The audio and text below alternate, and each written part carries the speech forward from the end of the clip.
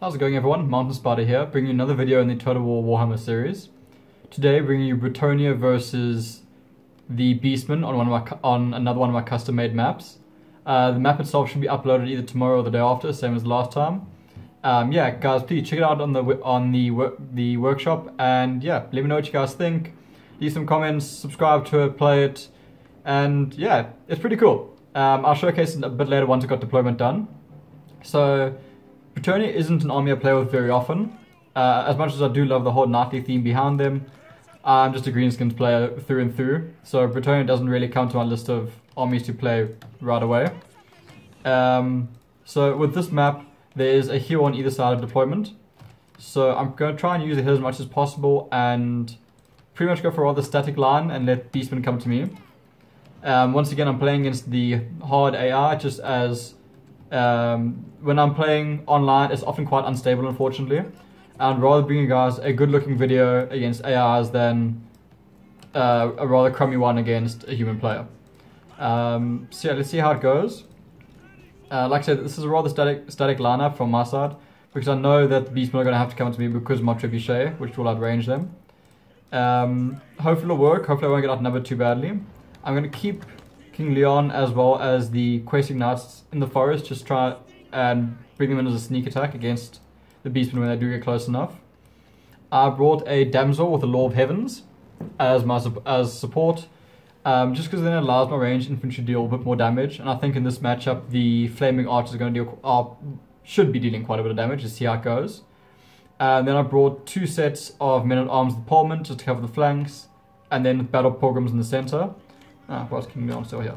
And then brought the Grail Relic with as well, just try and keep the morale up, as I don't want my whole army running away from fear. So starting the fight off, just going to move the archers right to the edge of this to maximize their range and put them on guard mode so they don't run off. And then again, and similar with the trebuchets, move them up and put them on guard mode again, because with them I really don't want them running off this hill. So now what makes this map really great is that it's got a rather similar setup with mirror match, so neither the attackers nor defenders have any real advantage, which allows for quite a nice balanced startup.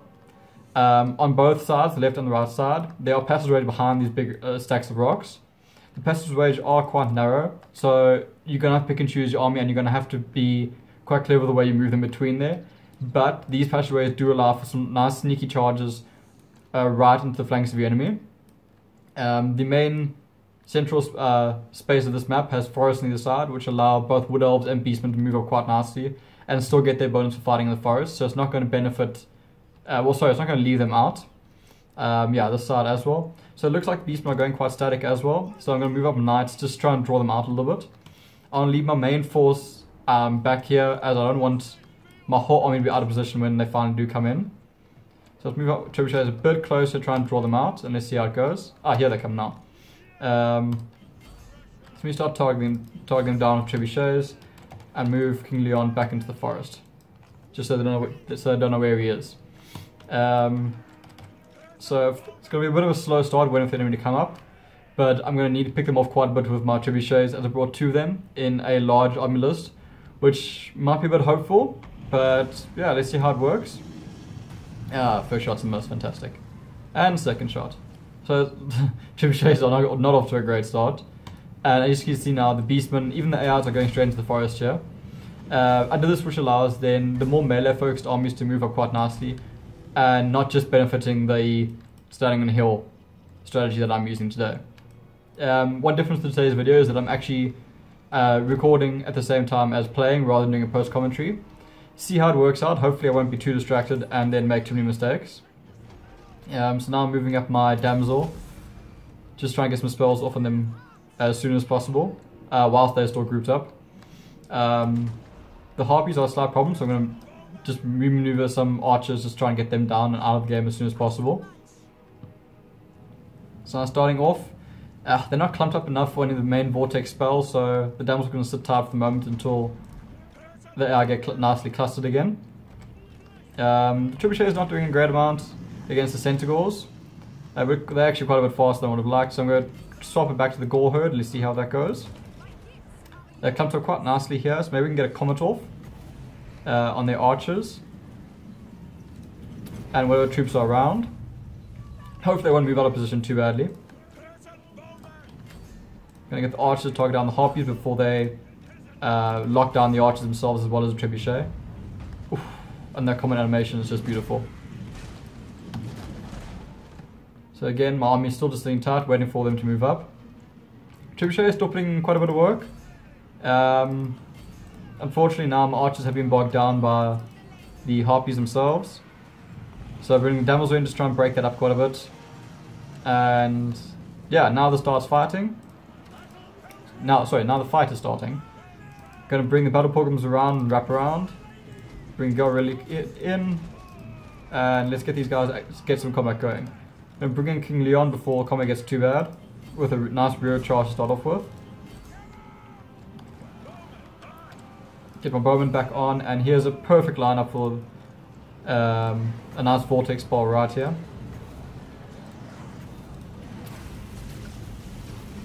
Oof, let's see this go off. Ah, perfect.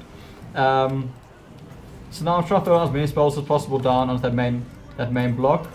Whilst they cluster up, just rather use it. Bring in reinforcements from my other flank, as they're getting tied up quite badly.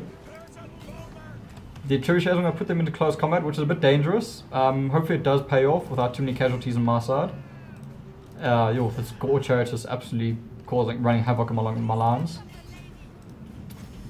Try and bring the lady in just to lock them down a bit better. While she can't do anything with waiting for some spells to recharge, may as well bring her in like this. Going back to King Leon. Looks like he's actually squaring off against Kazak the One Eye. Hopefully he can pull through. As soon as I can get their lord down, hopefully leadership will drop quite a bit. My army is faring okay when it comes to leadership at the moment. I'll try and bring my battle pilgrims up around the other side and help with this boar chariot, as it's still causing such problems for me.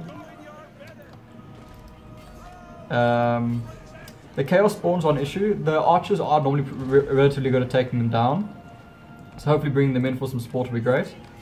I'm just going to drop back the questing knights as they're getting bogged down with the spearmen, so I'd rather just stop their reinforcements coming in and with the guys who have just rallied, because the leadership is still low enough that the questing knights will do quite a bit of damage to them. And I'd rather get them completely out of the picture. As you can see there, the fire archers are completely shredding the chaos spawn, so that'll at least ease that up quite a bit. Because the chaos spawns, they all fight to the end as they're unbreakable. This can cause quite a bit of problems later on when at the end of this fight, when very few forces are left and Morale's going to make one hell of a difference. Getting them out of the way as soon as possible will be a great help for later on. So it looks like the centaurs are finally gone, so I'm going to bring back my bowmen, bring back all my routed units back into the fight. The Beastmen don't have a hell of a lot left. It's just pretty much Khazra One Eye himself, and then one unit of Angor Spearmen.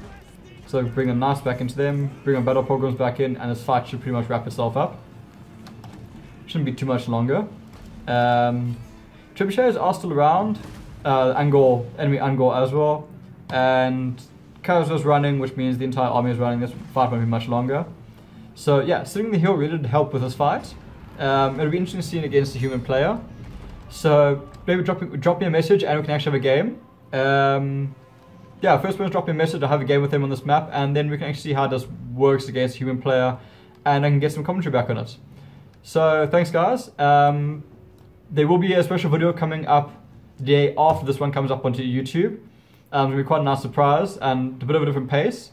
It won't be a Total War Warhammer video, so maybe speculate in the comments what you think will be coming up next, and yeah, see you guys there. Keep it real guys.